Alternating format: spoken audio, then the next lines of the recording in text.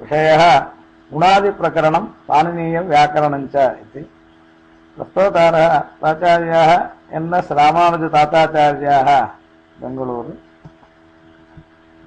अस्मिन् व्याख्याने प्रतिपाद्यविषयाः एवं भवन्ति। प्रारम्भे गुणादिप्रकरणस्य कर्तृविषये विभिन्नाः पक्षाः प्रस्तूयन्ते, पाणिनीयम् इति, शाकटायनीयम् इति इत्यादि।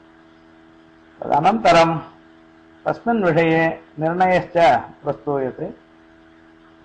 तदनन्तरं गुणादीनां व्युत्पत्ति अव्युत्पत्तिपक्षौ प्रस्तूयते।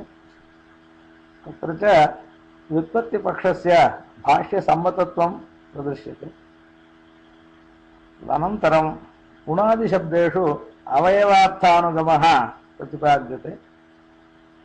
तत्र च पाणिनीयव्याकरण गुणादिप्रकरणयोः सम्बन्धः प्रस्तूयते।